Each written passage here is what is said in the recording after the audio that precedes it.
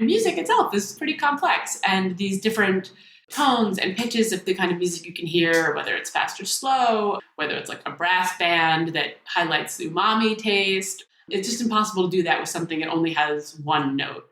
Wine is like such a good way to play around with this other sense because it's so complex and it has so much going on. You really can identify multiple different components of a glass of wine by changing the music that's playing in the background.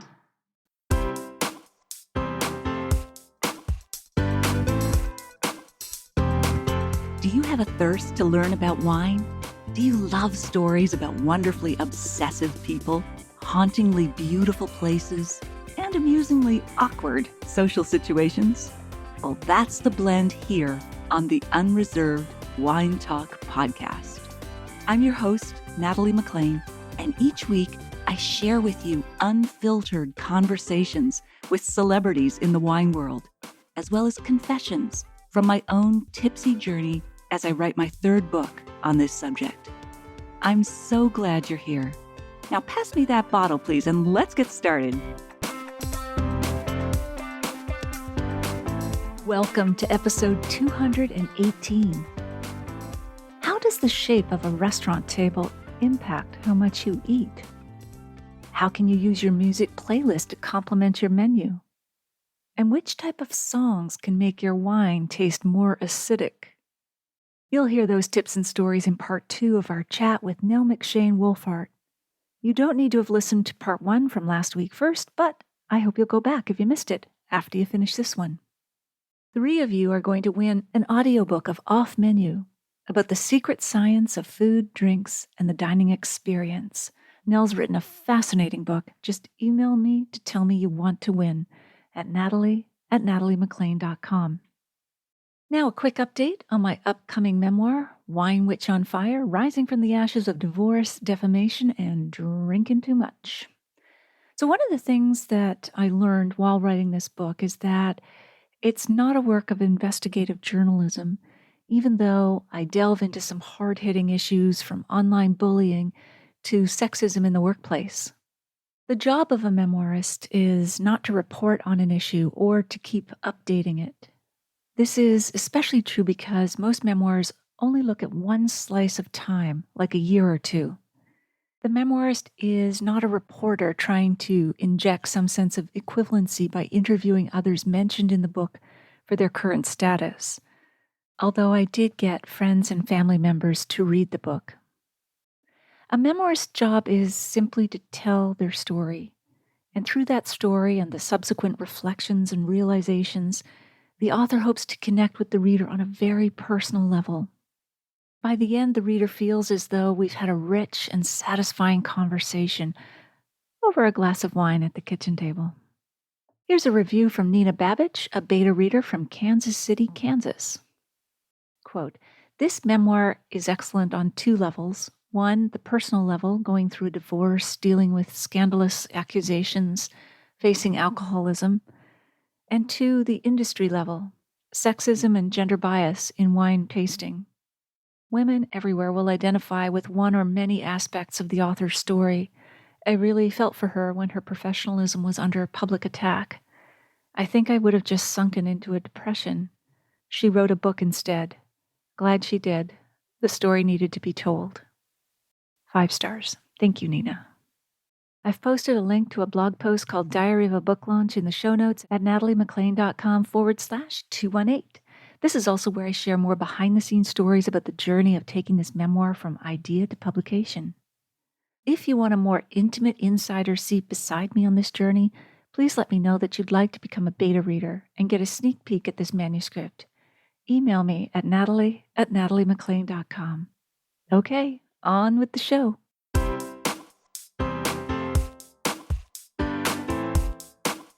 At a dinner party or gathering, people like to be busy, so they could be comparing the 2 wines, talking about them, but you also talk about giving people something to do. Why is that?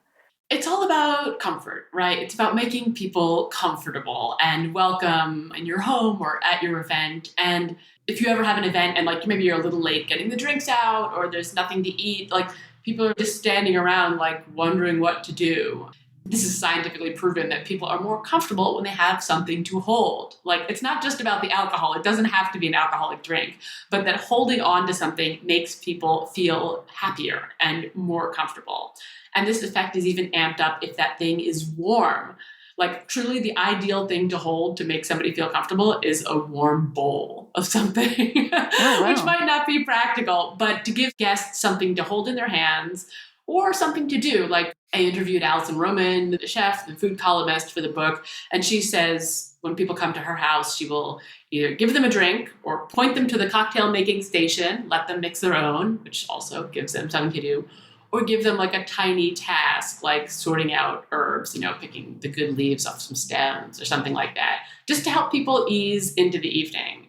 And I think that's really nice because you want people to feel comfortable, especially like in your home. You want people to feel good, and either giving them something warm to hold or a drink or something to do, like it helps them feel better immediately.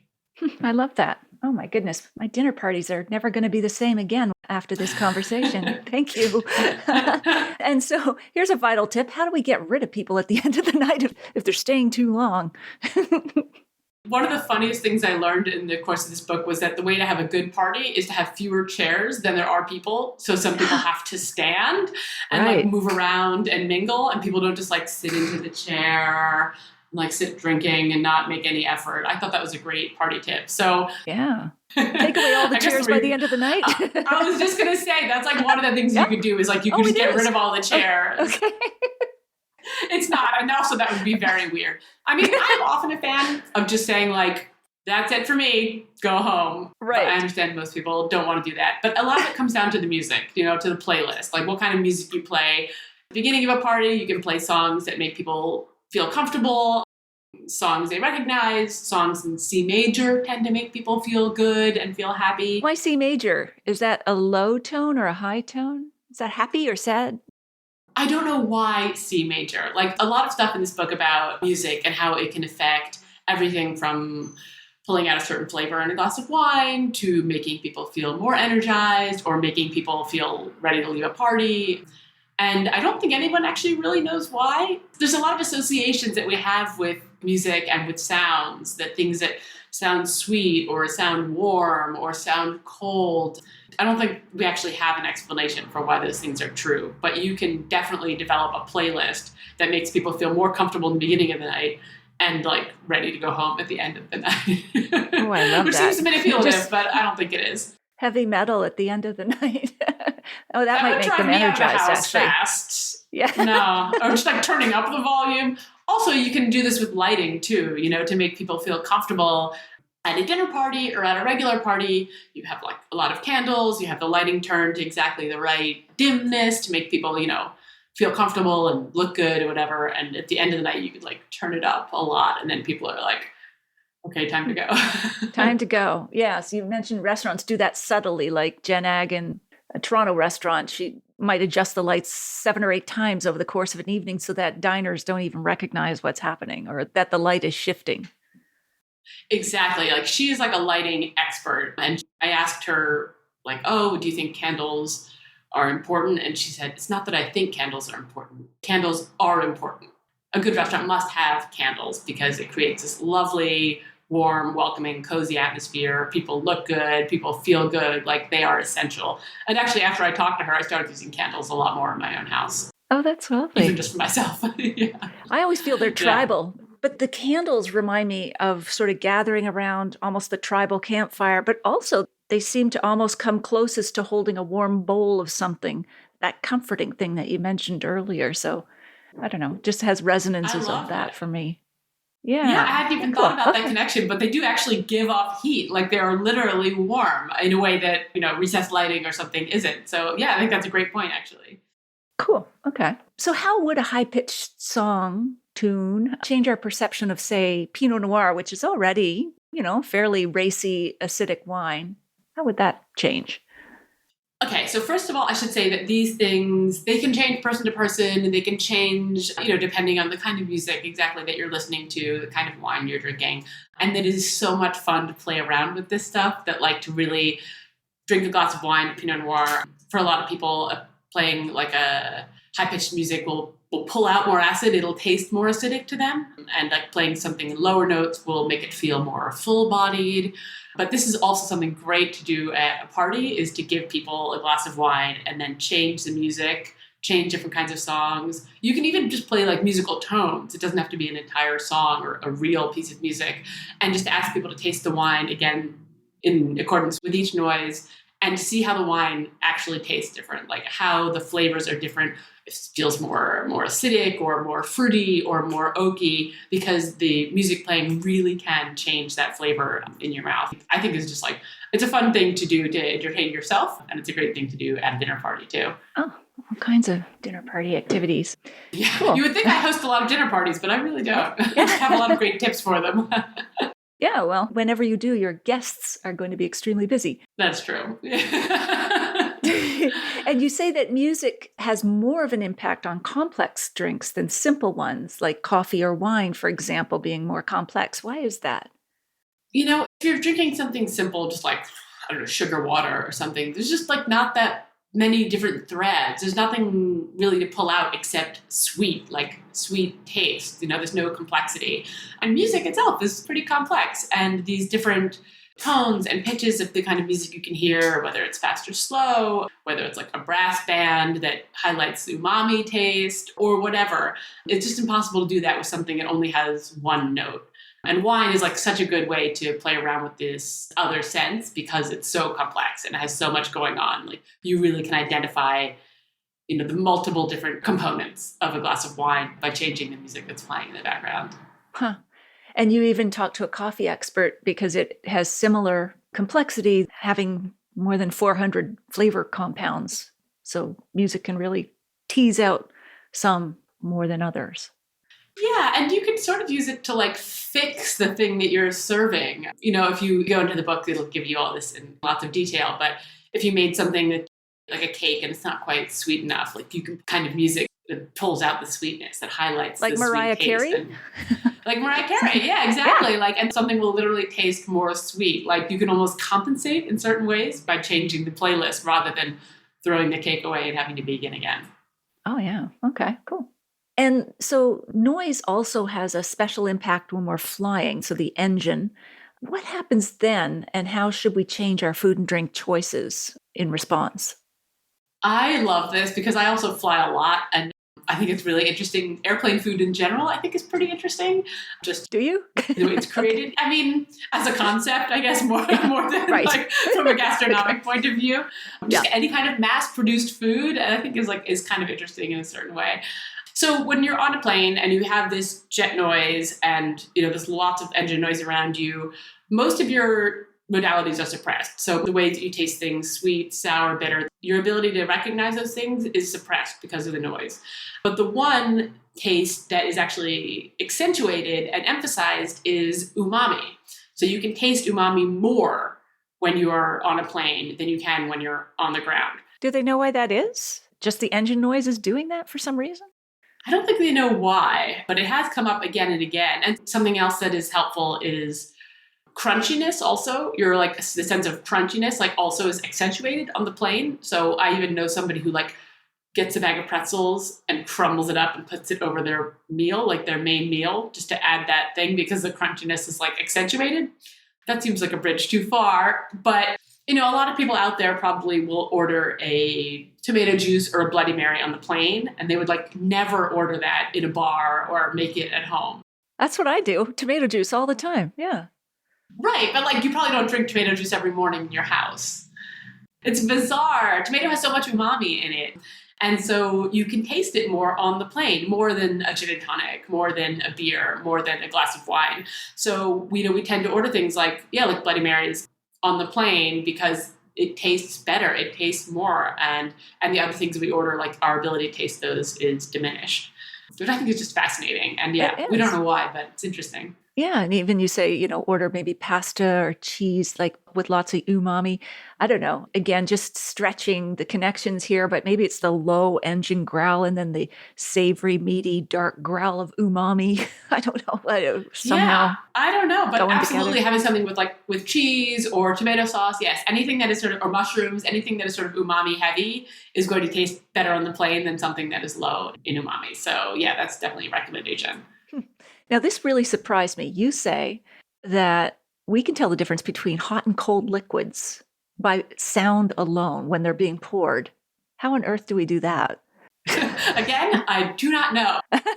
Like, it's true, and if you do it yourself, like, you can actually hear the difference. Another fun dinner party trick. There are a lot of these in the book because I think people tend to enjoy this kind of thing. Oh, yeah. Yeah. Yeah, so I don't know exactly why. I'm sure somebody does, but there is like a way that our ear perceives whether something is hot or cold and the sound of it being poured into a vessel. And Right. we The can viscosity. suppose some people, I think viscosity has something to do with it, something with molecules. And people can even hear the difference sometimes between red wine and white wine being poured into a glass, which I find also like amazing. But yeah, I'm people going can to have tell. to try that. And you even say champagne versus Prosecco, which I would understand more because, there's more pressure in champagne. So the bubbles would be more urgent or louder or something. And Prosecco has fewer bars of pressure. So I don't know. But That one's more easily explained, yes. Yeah. But people, not everybody for sure, but like a lot of people can actually tell the difference when they hear it. So yeah. Wow. And now, speaking of bubbly, you note that a flute glass, those really slender, tall glasses that are traditional glassware for bubbly, affects our perception of the bubbles. What happens in our headspace, so to speak? What's happening at the top of the glass? Actually, I will maybe read this out loud because I brought it up. It's in the book, but it's a lot of stuff that I want to make sure that I get it right. Sure. All right. So with the flute, it lets you see the bubbles rising to the surface, and the small rim kind of retards the dissipation of the bubbles, which is a good thing. But that same narrow rim, when you're bringing your nose down to it, it builds up CO2 like in the headspace. And CO2 enhances sourness and it suppresses sweetness. So if you think of something like a can of soda, which has a lot of CO2 in it, you can drink it when it's cold and it's like fizzy, but then if it sits and it gets warm and kind of flat, like it becomes super sweet, like unpalatably sweet, which just shows you that like that CO2 is suppressing the sweetness for you. And yeah, as you pointed out, like a sparkling wine like champagne or cava has 5 to 6 bars of pressure, and the higher pressure means that you keep the CO2 in the glass for longer, so it stays bubbly for longer.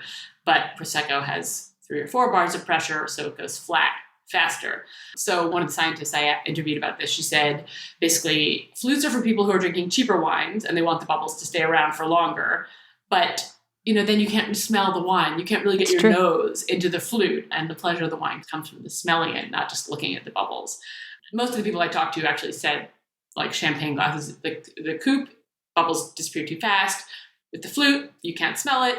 Use a white wine glass, which is something I'm sure that your listeners already know because I know they're all wine experts. But in general, everyone I talked to said throw away the champagne flute. It's a waste of money. Yeah, I'm a fan of white wine glass. I do love to swirl and smell because it's still wine at its heart. Like it's fizzy wine, but it's still wine. So yeah, absolutely. Yeah.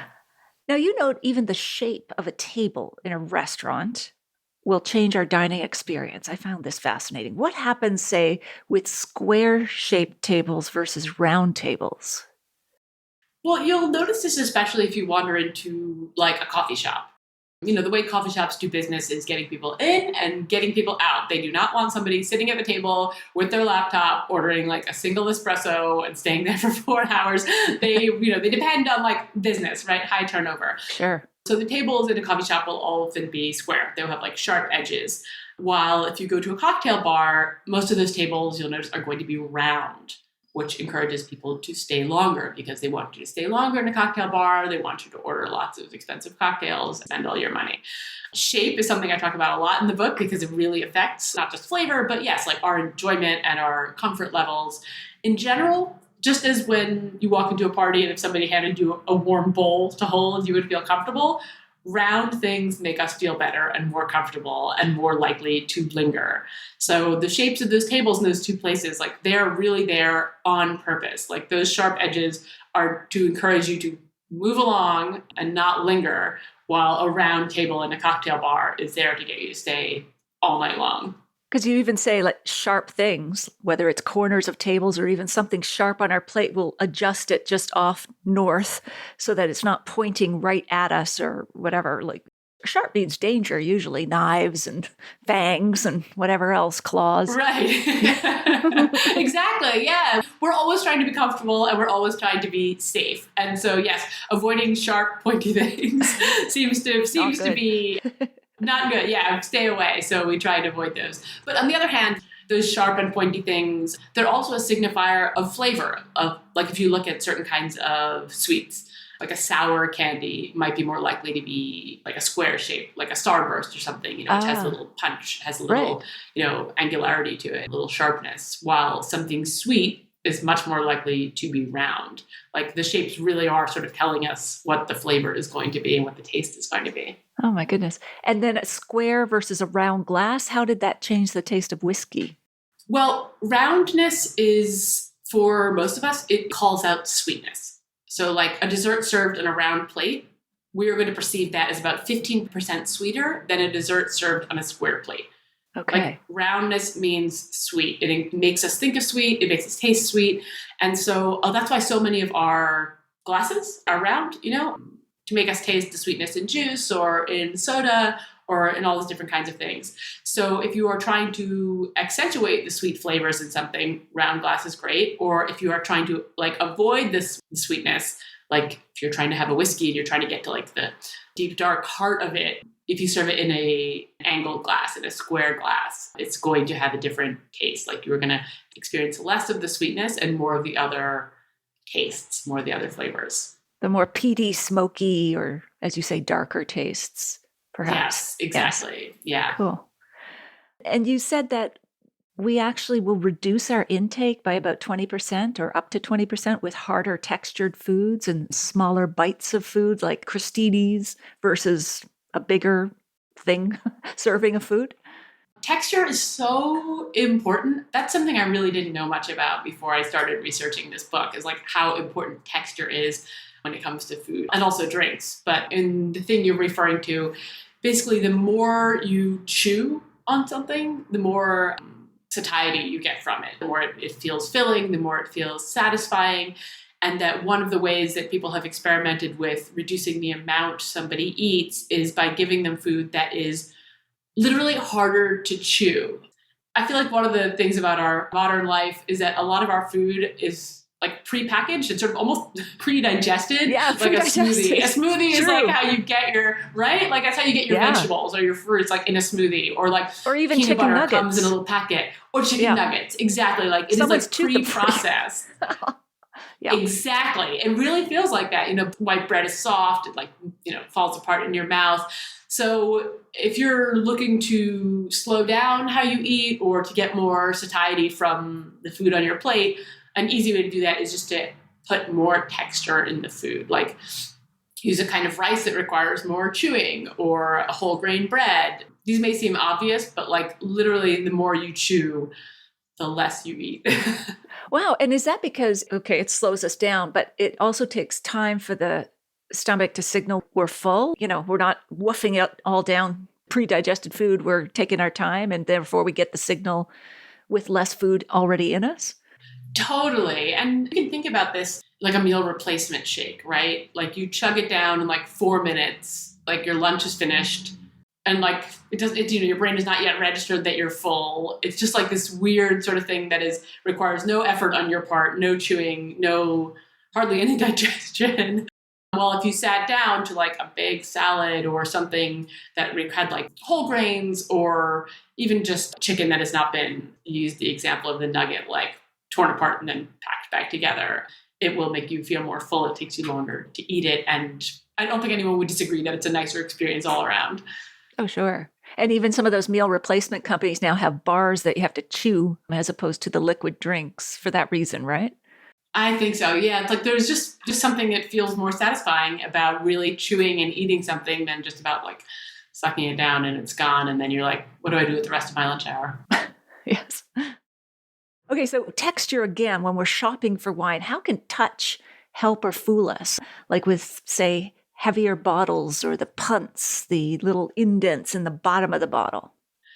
Weight in general, when it comes to serving vessels, like a wine bottle or even a bowl, that is correlated with quality in our brains. So there's been experiments done where people had like a sort of a banquet dinner, and some people had sort of like lightweight, cheapish feeling cutlery, and some people had sort of like 3 times as heavy cutlery. And the people who had the heavier cutlery enjoyed their meal so much more, and they thought it was much more premium than the people who had the lightweight cutlery. So if you want to make something like kind of make something taste better and make the flavors better and make the person eating it think that it's more expensive, put it in a heavy vessel. Like yogurt in a heavier bowl will taste more creamy and better and more expensive than yogurt in like a plastic container. It's just the way we think.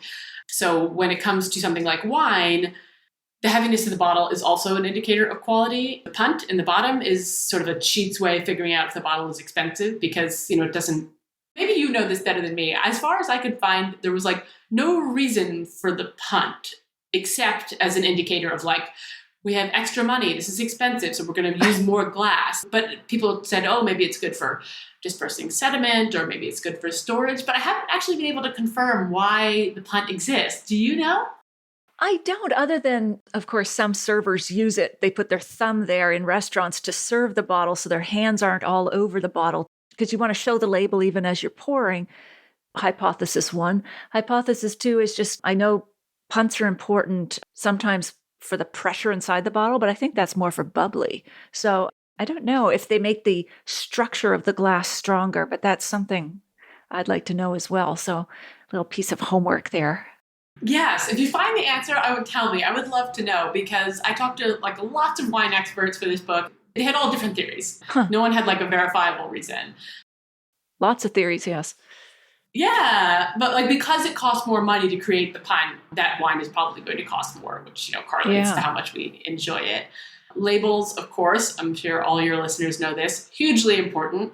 And if you have a label that is embossed or raised in a certain way, that there's like some kind of texture to it, you're more likely to pick up that bottle and to feel that label. And many studies have shown that from supermarkets to wine stores or pharmacies, once we pick something off the shelf, we're more likely to buy it. Because we're involved with it. Yeah. We're involved with it. Or like even if somebody is wearing like a velvet shirt, you might go up and like stroke their arm. Like we're just drawn to touching those kinds of things, I think.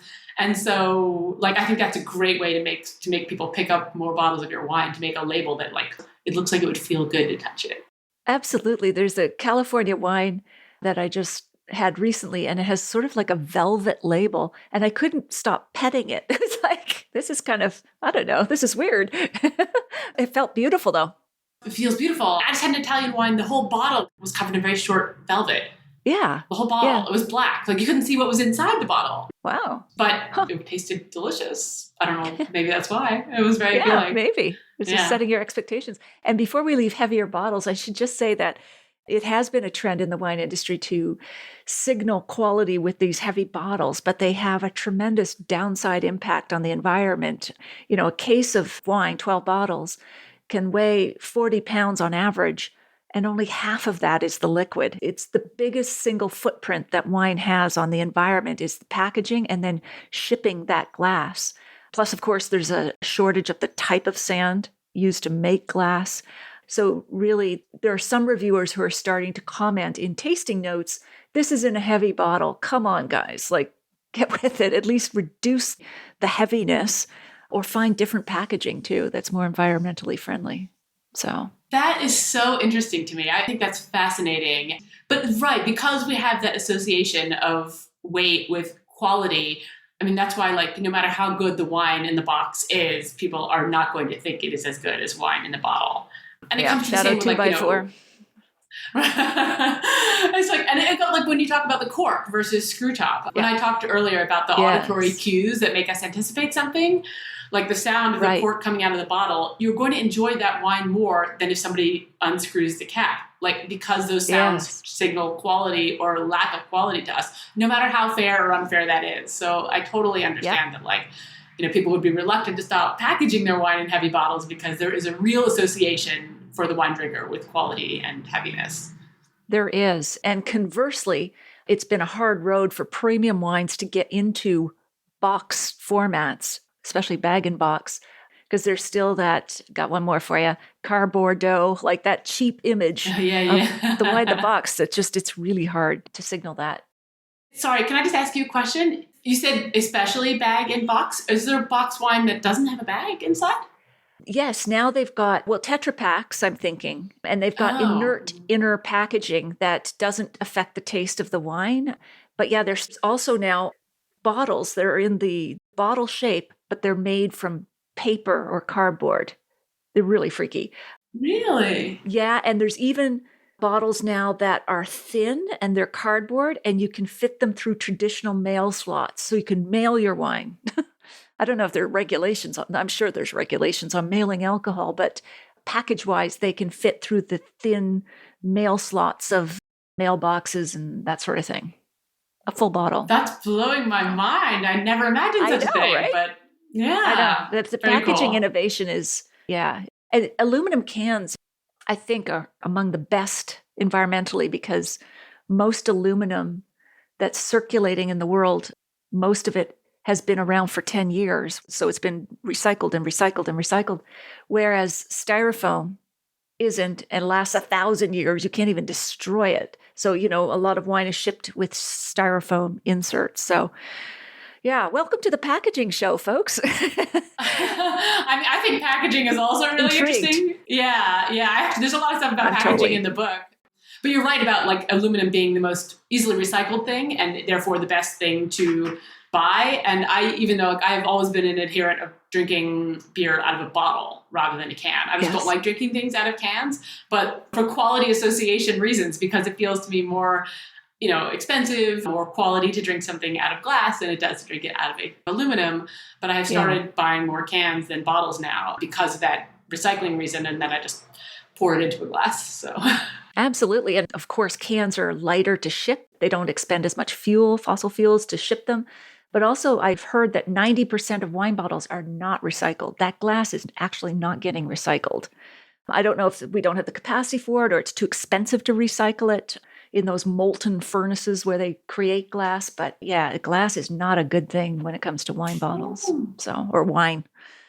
So you also said that food and drink labeled organic or fair trade it gives us a perception that there's actually fewer calories or it's better for us. In wine, the craze is for low sugar wines, but low sugar can still have just as many calories because calories come from two sources, sugar and alcohol. So what's happening here? It's just the health claims or better for you claims are just changing our perception of the entire product. They absolutely are. One of the scientists I talked to who studies this said that the way to get people not to buy something is to put a label on it that says healthy because people will just avoid anything that says good for you or healthy. Like it just turns people off because they don't think it's going to taste good. But for some reason, we associate the words, like organic or all natural with healthier, not just for reasons of, pesticides or things like that, but we think it's, lower in calories, we think it's lower in sugar. There was one study where people thought that a pack of Oreos labeled organic were like lower calorie than regular Oreos. Wow. Or they think food that is low salt has fewer calories, but salt doesn't have any calories. Right. It's just like these perceptions created by these words. And you can totally see that. To go back to packaging for a second, like there's a real trend in food packaging now to make the packaging clear. Whether it's like a protein bar or a box of granola with a clear panel on the front, like there's this idea that transparency means healthy. Right. In all the various ways we can interpret that word. Right. Just like green used to, or maybe still does, feels fresh and healthy. Exactly. Exactly like that. Yeah. So those like associations are, again, they're all in our brain. And if you read, you really have to train yourself to read the label if you're looking for food to fit a specific profile because the words in the front of it are meaningless. In terms of like things like, calories or sweetness, really. Yeah. Organic definitely has a meaning, but I also think it's like pretty fluid meaning and people use that word a lot. Yeah. It's often when it comes to wine in a way that does not feel consistent, I guess. Exactly. Because there's organically grown grapes. It's different from organically made wine in the winery. There still can be lots of chemicals and additives and all the rest of it. And the other thing you note is that when we get one of these products that we think is healthier for us, sometimes we compensate by eating or drinking more of it. I know people do with the low alcohol wines. Oh, I can have an extra glass or whatever.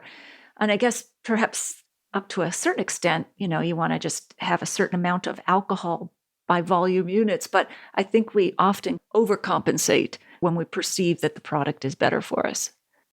100%. And, people should eat or drink as much as they want. Like, there's no value attached to eating or drinking less or more. But yeah, I think there absolutely is something that happens, especially people who are, think are like on a diet or on some kind of restriction where they're like rewarding themselves. Yes. With more of a thing. People don't want to feel deprived is something that I learned when I was researching this book. And that's sort of where the texture comes back into it. That like, if you have something that you eat very quickly, like because it's smooth, it doesn't require a lot of chewing, like you often feel sort of deprived, like where's my meal? Like I don't feel full. While if you're chewing through something, even if that thing has like fewer calories or like, lower fat or lower sugar, if it takes you a while to get through it and you're doing a lot of chewing, you feel that sense of, you don't feel deprived, you feel satiated.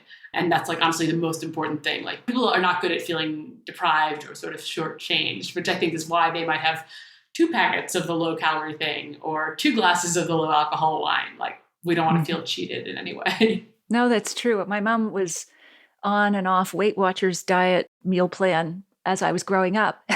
And my favorite memories was she would buy the large tray of Weight Watchers brownies, and together we'd eat it all. Well, exactly. Right? Exactly. Yes. I love that. Precisely. Kind of defeated the purpose. But I was also fascinated. You said sensory or smell aroma marketing is increasingly important in fields outside of food and drink. So tell us what Lowe's, the hardware store, is doing, and Singapore Airlines. This to me is so amazing. Like if you walk into a Lowe's, and probably a Home Depot too, like any of those sort of big box DIY stores, you'll often smell like freshly sawn wood. But there's nobody in the shop who is sawing wood. Like there's no heap of freshly sawn wood. There's no lumber. There's nothing like that. It just gives you the impression of, wholesomeness, of DIY, of like something fresh and people doing something that feels very servicey. And it's just scent marketing. And Singapore Airlines was the same. Actually, a lot of airlines, I think, do this now. Scent marketing is a huge industry. But Singapore Airlines, they created a signature scent. They sprayed it in their planes, in their lounges, on the flight attendants, like on the face towels. Like it was a light scent, not something overpowering, but definitely the sort of thing where once you smelled it, you would be like, oh, right, Singapore Airlines. And, there's a lot of hotels, like a Westin hotel will smell like every other Westin hotel in the world because they have developed like a particular signature scent and they use it in, candles or, essential oils or whatever. And just like triggers a certain impression. So I don't know. Oh, that's fascinating. It's amazing. Yeah. And how did aroma marketing backfire when I think it was some bakeries tried to entice customers with pumping out the smell of freshly baked cookies? Yeah, I thought this was great because I always think of the example of like a Cinnabon. Yes. If you walk into a mall, if those still exist, like, and you smell that cinnamon, you smell the Cinnabon, you're like, for a second, you're like, oh my God, I must have a cinnamon roll. Yes. But if you smell it for a while longer, like A, you stop noticing the smell, and B, the craving kind of goes away. So it's that same thing we talked about earlier about how your receptors get dulled, like they get used to the smell and to the aroma. So some supermarkets did an experiment where they sort of pumped the smell from the bakery, like of donuts or cakes, into the air, thinking that customers would then go and like buy a lot more of these products. But what happened is that like some people did, but when you're in the supermarket, you're there for more than just like 2 minutes. You're shopping, you're doing all your things. And after 2 minutes, that sort of like smell, that attraction, that aroma, it kind of wears off for you a little bit. And also, you have more time to sort of think like, do I really want a donut? Or do I want to just like buy this bag of apples? So it's like a very delicate thing to play with, I think, scent. Everyone's familiar with the experience of going to a restaurant, somebody's wearing too much cologne or too much perfume, and like you can't taste your food anymore. Like it ruins the experience. So I think scent and aromas are so interesting and they're really fun to play with. But like you're on a nice edge between too much and too little. They're primal. And another nasty smell, you noted some company scented their bills with man sweat. Why did they do that? What were they trying to achieve? This makes me maybe a utility company. I can't remember what kind of bills they were sending out, but they sent their bills in the mail to customers who owed them money. And there was some experiment where they sprayed them with sort of like almost like a testosterone smell, like essentially man sweat. And supposedly the people who received those bills that had been sprayed with this man sweat paid the bills more promptly than people who received scentless bills, because maybe they were envisioning some like hulking, sweaty man coming to the door to collect the money. But either way, there's something about that scent was like triggering them to take a certain kind of action. I mean, they were being manipulated, really, but wow, apparently it worked. I wonder if we could do that in the wine world, like get the scent of an expensive French winemaker and spray your cheaper bottle of wine or what. No, it probably wouldn't work. Anyway, that is all just so fascinating. Now, I could go on and on asking you more. We'll have to talk again. But as we wrap up now, is there something we haven't covered that you wanted to mention? I think we covered a lot of this. There's much more of all these things in the book, and people can check it out on Audible if they want. It's a rich trove. I guess I would just encourage people to think more about perception versus reality, and to think about how the packaging on something or the heft of something influences the way they're experiencing the flavor of it. Not to say it should be done in a certain way or not, but just for the sheer fun of it. Like, these things are really fun to play with. The playlists, the shape of the bowl, or the shape of the bowl, the shape of the plate, like all these things to mess around with them and to realize how different the flavors are. I don't know, it's fun to do. So I encourage people to go out and do that. It's fun to do, and it's a richer life, I think. You know, I used to feel guilty writing about wine. It's like, I'm not a doctor, I'm not saving anybody, I'm helping the helpless rich or whatever. But, you know, we work hard for pleasure, and so do the people who read us. You want to heighten those experiences as much as you can to just simply enjoy life. That's make it worth living. So I think it's 100%. I like to maximize pleasure, and the things we get pleasure out of is always a goal of mine. You know, why exactly. not? And then we don't end up seeking too much pleasure because we are getting satisfaction from what we have and what we're enjoying. And so that doesn't lead us down another path of whatever, abuse, overeating, over drinking, that sort of thing. Yeah, totally. So where can people buy your books, Nell? Off Menu is available on Audible. It's an audio original, so it's only an audiobook. There's no print version. If you have an Audible subscription, it's actually made it as part of a subscription package, so it's free to download. If you have an Audible subscription, it's easy just to download Off Menu. If not, you can go to Audible and buy it from them. The Great Stewardess Rebellion is available wherever you buy books. There's also an audio version and Kindle version and whatever, you know, Amazon, Indie Bookstore, bookshop.org. Yeah. Awesome. And thank you again for offering 3 audiobooks of Off Menu to listeners who email me, Natalie@nataliemclane.com. Just let me know you want to win so you don't have to have the Audible subscription. And how can we get in touch with you online? Where can we find you online now? Easiest place is probably my website, nellmcshanewulfhart.com. I'm on Twitter, Nell M. Wulfhart, Instagram, Nell MW, although I'm very lazy about posting. That's okay. You're a very busy person. The email is probably always the easiest way to find me, and all those contact details are on my website. Great. And we'll link to that in the show notes. And so, as I mentioned at the top of the show, in addition to being an author, you're also a decision coach. You help people make important choices, not just on food and drink, but whether they should get married or get a new job. So can listeners also find out about working with you as a decision coach on your website? Sure, yeah. As you can tell from the subject matter of the 2 books I've written, I'm interested in a lot of different things. And one of the things I've been doing for almost 10 years is literally decision coaching. I only offer one thing, which is like one session in which I help people make a difficult decision, something that's been bugging them. I love that. Whether it's a move or a marriage, or somebody contacted me recently to decide whether they should get a tattoo removed. I just helped a couple pick a baby name. It's, you know, people who are generally pretty decisive, but they get hung up on one thing. So I just do that, I'm doing it for a long time. And that website is decideandmoveforward.com if anyone needs help making a decision. Well, we'll put that in the show notes as well, Nell. Well, thank you so much. This is one of the most fascinating conversations I've had about food and drink in a long time. I would love to have part 2 with you, a date in the future. if you're willing. Sounds great. I could talk about this stuff for hours. I think it's so great. We could just make like part 2 packaging, part 3, like Totally. take each component of it. Yeah. There's so much here. Yeah, I agree. There is. All right. Thanks, Nell. I'll say goodbye for now. Thank you so much for having me. All right. Okay. Bye. Take care. Bye-bye.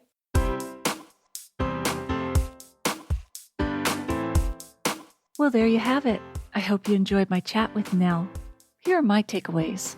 Number 1, I love finding out how the shape of a restaurant table impacts how much we eat and how long we stay at a restaurant, which generally those two are related. And there's really some interesting similarities with the shape of our plates and how that changes our perception of the food we're eating. 2, I also found it interesting that I can use my music playlist to complement my menu, even change the perceived taste of my food. And 3, I like knowing which types of songs can make my wine taste more acidic. In the show notes, you'll find my email contact, the full transcript of my conversation with Nell, links to her website and books, and where you can find the live stream video version of these conversations on Facebook and YouTube Live every Wednesday at 7 p.m. You'll also find a link to my free ultimate guide to wine and food pairing. That's all in the show notes at nataliemclain.com/218. Email me if you have a sip, tip, question, or would like to win one of 3 copies of the audiobook Off Menu, or would like to be a beta reader of my new memoir at nataliemclain.com. If you missed episode 57, go back and take a listen. I chat about the etiquette of BYOB, bringing your own bottle of wine to a restaurant. I'll share a short clip with you now to whet your appetite. What does BYOB, bring your own bottle to a restaurant, really mean? What special laws and etiquette do you need to know about it? Which provinces and states allow it? How does BYOB benefit you as a wine lover, aside from reducing your restaurant bill? And how should you calculate the tip when you bring your own wine? That's exactly what you'll learn on today's episode of the Unreserved Wine Talk podcast.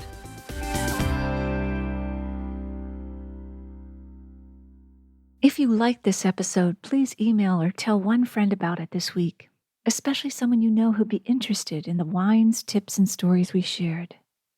You won't want to miss next week when I chat with Lawrence Francis, host of the Interpreting Wine podcast. Lawrence is actually interviewing me, and I have lots of juicy stories and tips to share with you. Thank you for taking the time to join me here. I hope something great is in your glass this week. Perhaps a wine that tastes even more zesty, lest I say acidic, because of the song you're listening to.